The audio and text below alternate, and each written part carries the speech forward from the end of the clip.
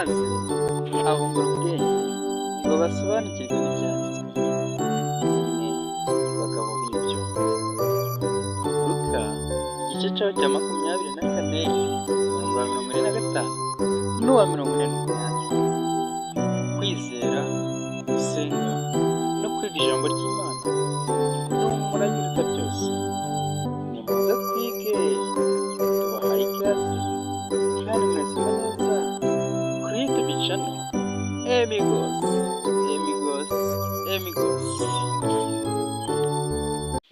Ibyo birutera kurya indyo ituzuye cyangwa ibyangiza umubiri nka vinegere, kubura amaraso, kubura ubushobozi ku bwonko, ni zimwe mu ngaruka zigera kuri bene abo bantu, abo barya duke.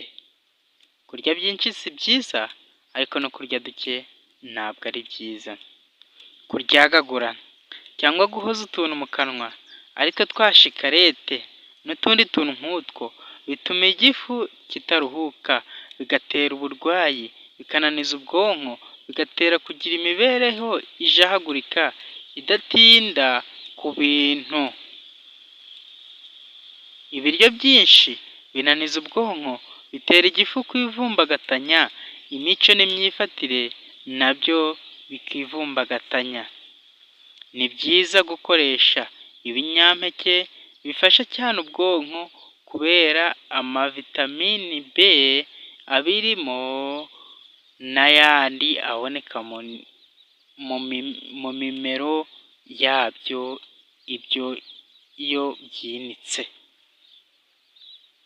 Gukoresha ibinyampeke, imbuto n'imboga birinda umubiri kandi ntibiwunanize.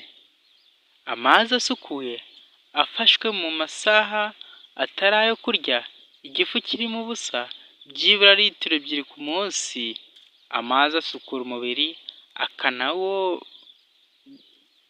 akanawongerera umwuka mwiza ubwonko ndetse n'umubiri muri rusange bikeneye.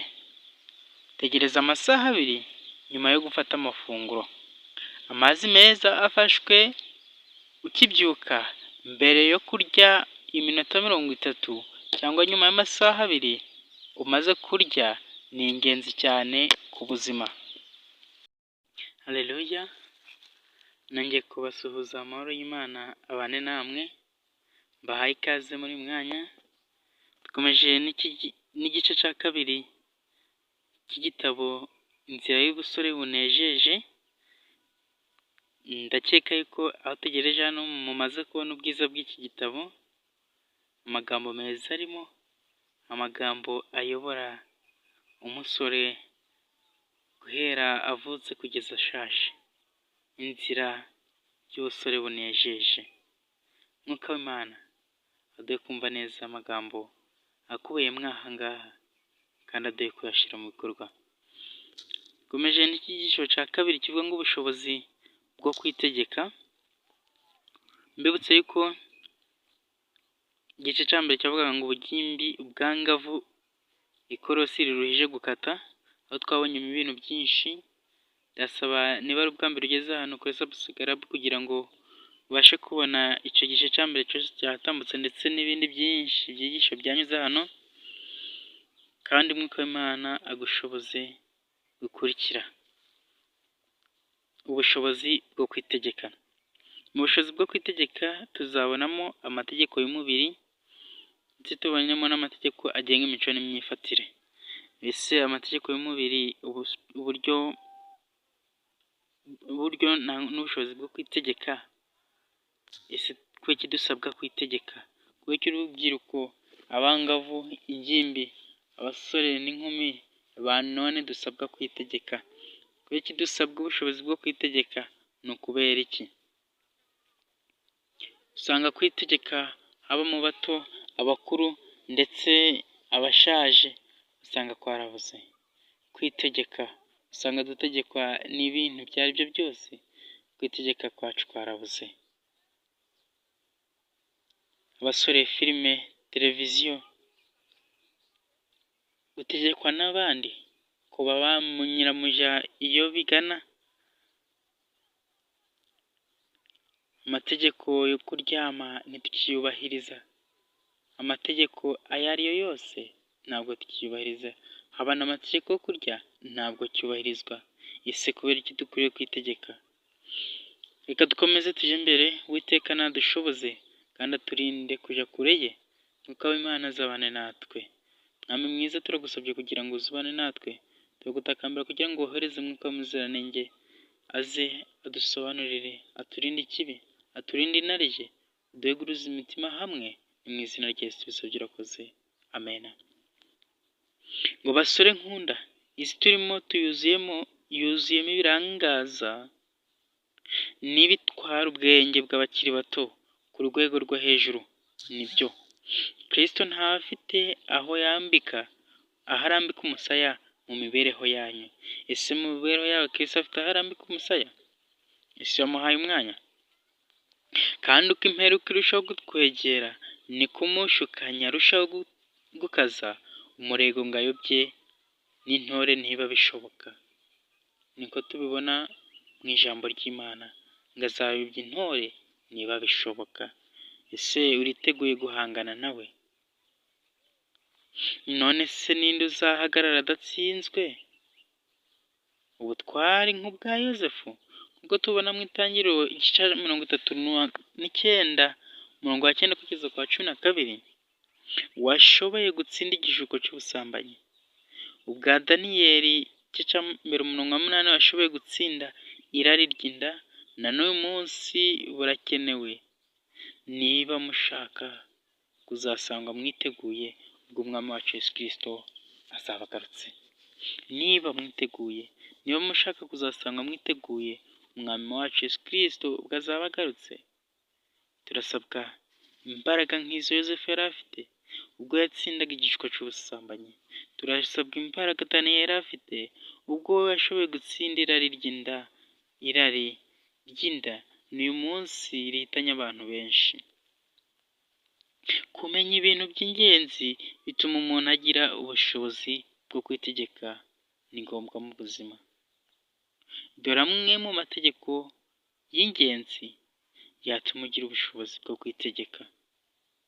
Nk'uko nababwiye, hari amategeko y'umubiri, hakabaho n'amategeko y'imico n'imyifatire. Ariko muri aka kanya tugiye kureba hamwe amategeko y'umubiri. Ese nkwiriye gufata umubiri wanjye nte? Nkwiriye kuwutwara nte?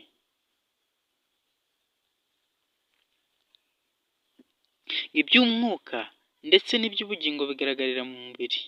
Intekerezo n'ibya mwuka bituruka ku bushobozi bw'umubiri. Roho nzima mu mubiri muzima ni ikintu cy'ingenzi mu mibereho ya muntu. Reka turebe amwe mu mategeko agenga umubiri akwiriye kwitabwaho kugira ngo twitungire amagara mazima kandi tugire imibereho iboneye. Irya mbere mu mategeko y'umubiri ni umurimo. Umurimo, ese dukwiriye kubaho dute? Dukwiriye kubaho dukora iki? Dukwiriye kubaho twiryamiye? Ngo kudakora ntibigabanya ubushobozi bwo gutekereza gusa. Kudakora ntibigabanya ubushobozi bwo gutekereza gusa, ahubwo n'ubupfura burasyigingira. Kudakora byonyine bigabanya ubushobozi bwo gutekereza. Kudakora bigabanya ubushobozi bwo gutekereza. Ariko hano bongeyeho n'ikindi, ngo si ibyo gusa, ahubwo n'ubupfura burasyigingira. Ese gute ubupfura busyigingira mu gihe udakora? Byibaze. Intekerezo ziragabanyuka, ubupfura burasyigingira. Wayi, umva, imyakura ikora neza iyo dukora, bityo bigatuma ubwenge n'ubupfura bwiyongera. Ni nabwo umubiri ugira ubudahangarwa, umuntu ntarwaragurika.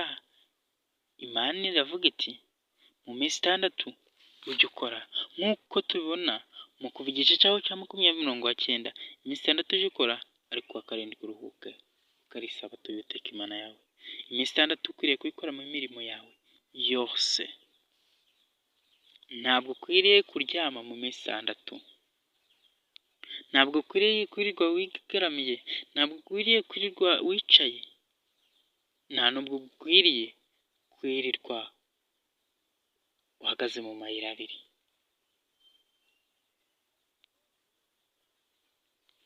Kandi baratubuza bati ntimukabe bakazitereyemo, mwirirwa mutaranga abaturanyi n'abavandimwe ku musozi. Ibyo ntabwo ari iby'Imana idushakaho. Nshuti basore rubyiruko, ahubwo turasabwa kujya mu murimo, turasabwa gukora n'imbaraga zacu zose. Ijambo ry'Imana niryo rivuga ngo umurimo wose werekejeho amaboko ukora n'umwete, kuko ikuzimu aho uzaja nta mirimo ndetse nta n'imigambi. Bararondora byose, nta kintu kiba ikuzimu. Mu gihe ugifite imbaraga ndetse n'uburyo bwo gukora, bikora ugifite ayo mahirwe. Ngo umuremyi w'ijuru n'isi ntaha urwahabane bwe, kuko azi ko amaboko adakora Satani ayashakira umurimo.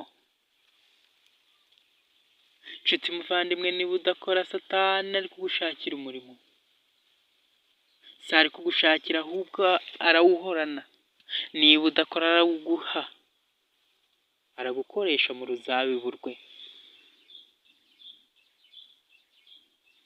aragukoresha mu murimo we, mu kuyobya. Ese wakemeye ugafatanya na Kristo umurimo aho gufasha Satani? Mwigomeke, wafatanya na Kristo. Kristo agushoboze, akwambika imbaraga kandi aguhe kumva neza amagambo. Reka dusenge. Urakoze Mwami mwiza, izina ryawe gucyubahiro. Uri Imana ikomeye, uri Imana itanga ubugingo. Icyampa abanyumva aya magambo bakayumvira ku murongo washatse kugira ngo babyumvireho.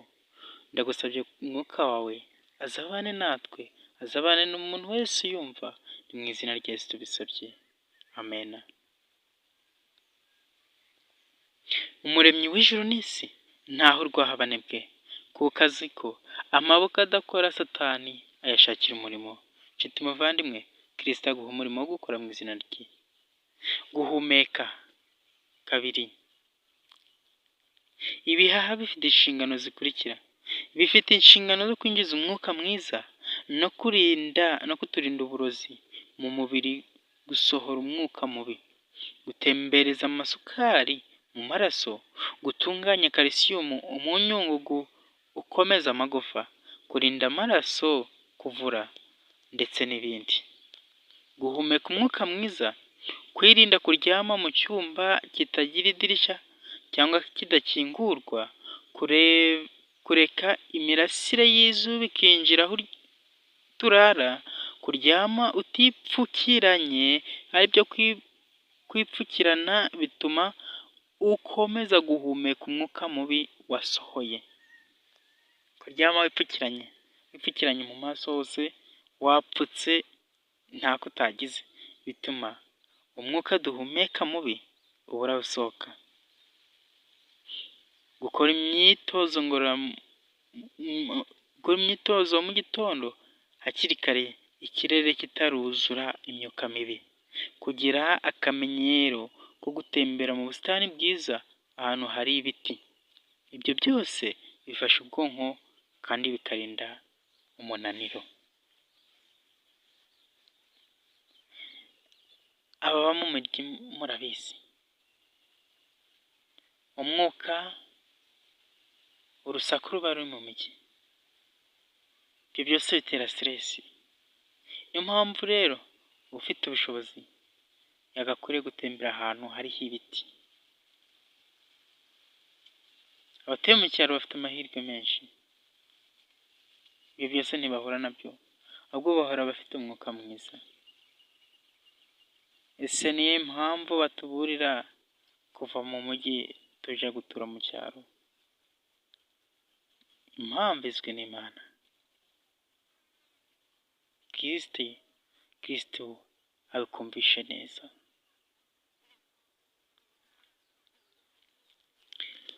Gatatu, imyitozo ngororamubiri. Imyitozo ngororangingo ni ikintu cy'ingenzi mu buzima bwa muntu. Iyo ikozwe ku rugero kandi buri gihe, ifasha amaraso n'umwuka mwiza gutembera mu mubiri. Ubwonko bw'umuntu ukora siporo buraruhuka, bukagira gahunda. Imyitozo ngororangingo yongera imbaraga, irinda umuntu gucika intege, yongera ubudahangarwa bw'umubiri, kandi igafasha kukuvura intekerezo. Kugenda n'amaguru byibura iminota 30, gusimbuka akagozi ni ibintu by'ingenzi cyane ku bantu badafite akanya ko kuba mu myitozo rusange kandi bakunze gukora bicaye hamwe cyangwa bakoresha ubwenge cyane kurusha gukoresha amaboko. Si byiza gukora imyitozo ngororangingo umaze kurya. Imyitozo ngororamubiri, imyitozo ngororangingo tumaze kubona yuko ari myiza. Urashishikariza abandi, ushishikarizwa no kuyikora. 4, ibyo kurya. Ni byiza kwirinda ibyo kurya n'ibinyobwa bikabura nk'urumogi, alcohol, ikawa, icyayi, kokayine, inyama, urusenda. Ibyo kurya bisharira nka vinegere byangiza igifu. Isukari yo mu nganda n'ibyo kurya bitegurwa hifashishijwe isukari nyinshi bigabanya imyunyungugu cyane cyane ikorana n'ubwonko.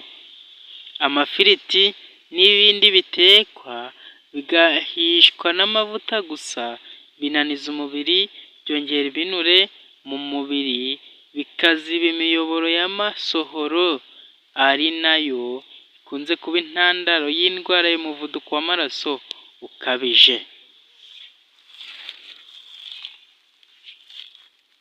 Tugeze ku bintu byo kurya rero, aho abenshi batabyumva kimwe. Ibyo kurya, ibinyobwa, ibikabura umubiri, ibyo byose byangiriza imibiri yacu. Kandi twibuke yuko imibiri yacu ari insengero za Mwuka w'Imana, kandi Mwuka w'Imana akwiriye kuba muri twe. Impamvu dukwiriye kubaho nk'uko Imana ishaka.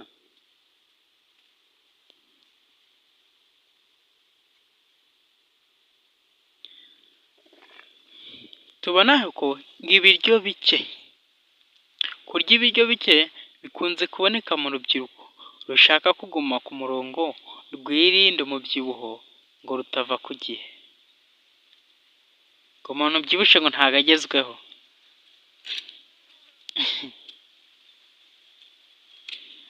maze ukarya duke kugira ngo wirinde umubyibuho,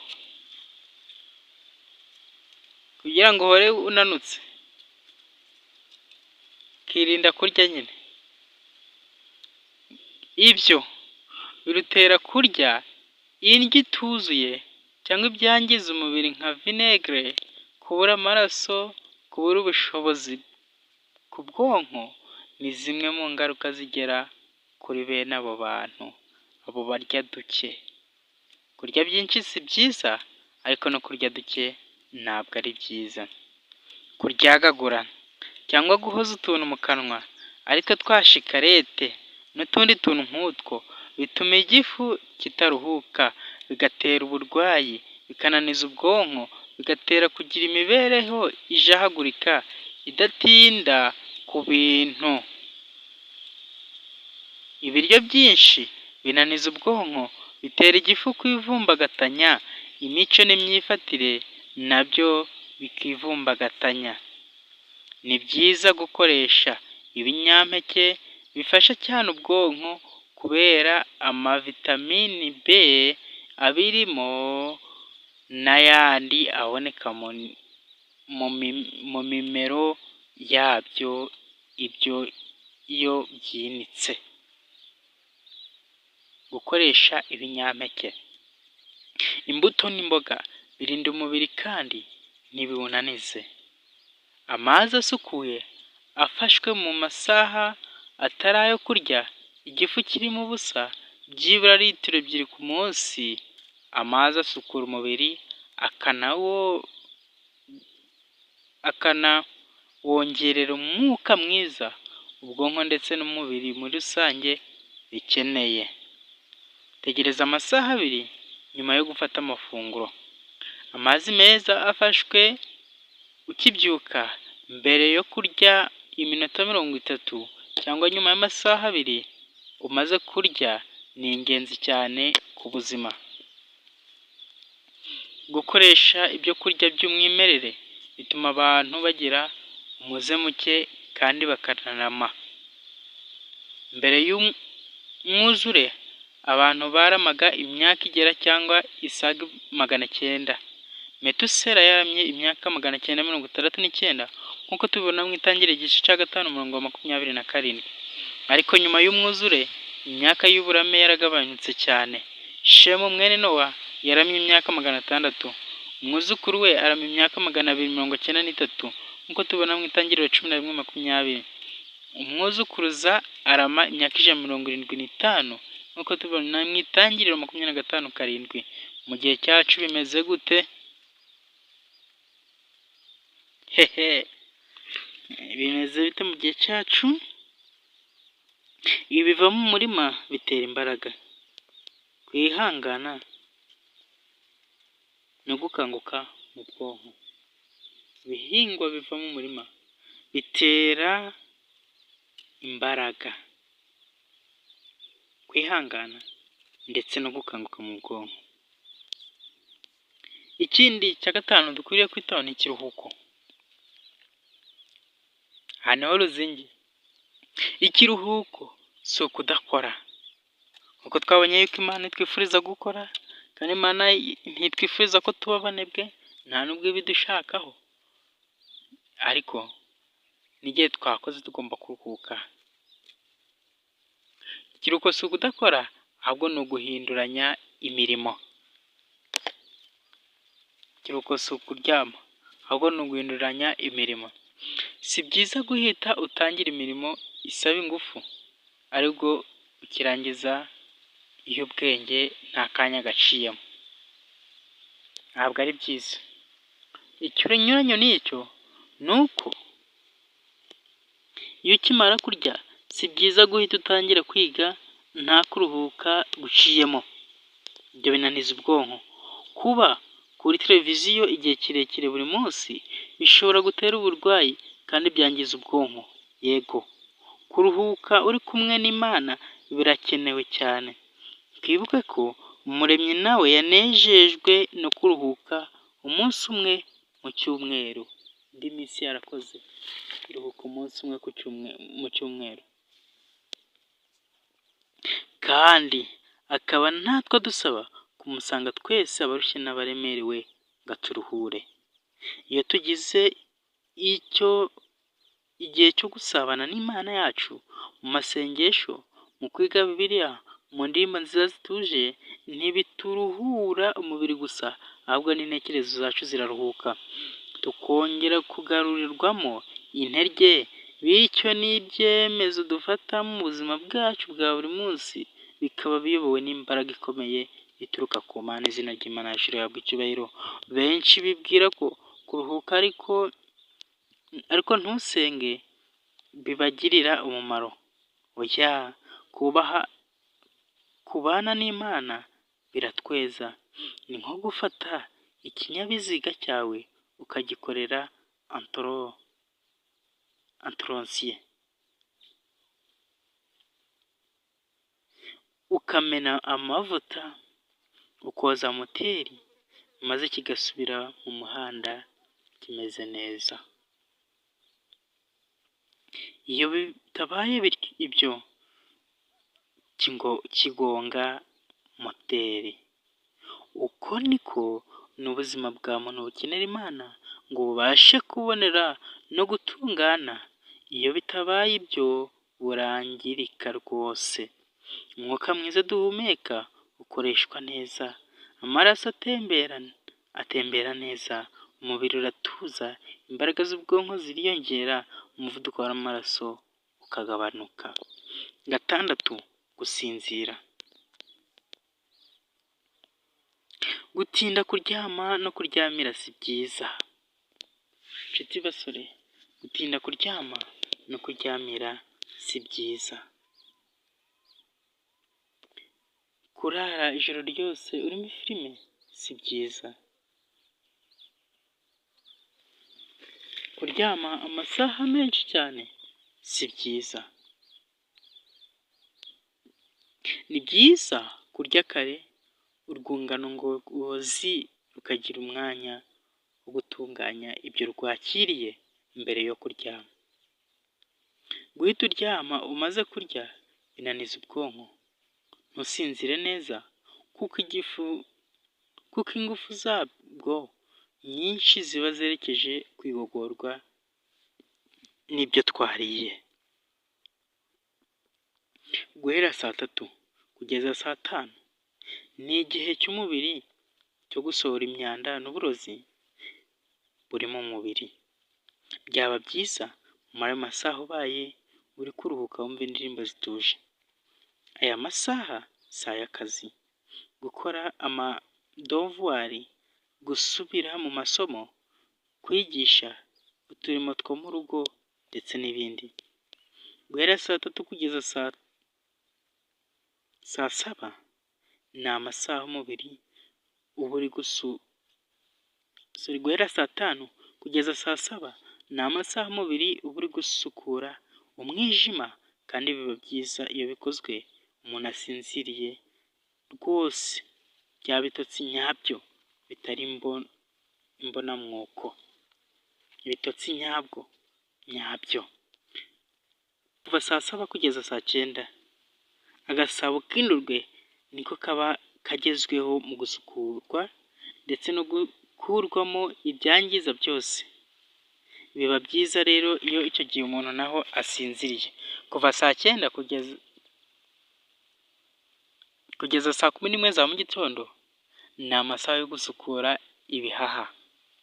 Muri ayo masaha iyo ufite ikibazo cy'inkorora nibwo ukorora cyane, ariko si byiza gufata imiti y'inkorora muri ayo masaha kuko byabangamira isukurwa ry'ibihaha.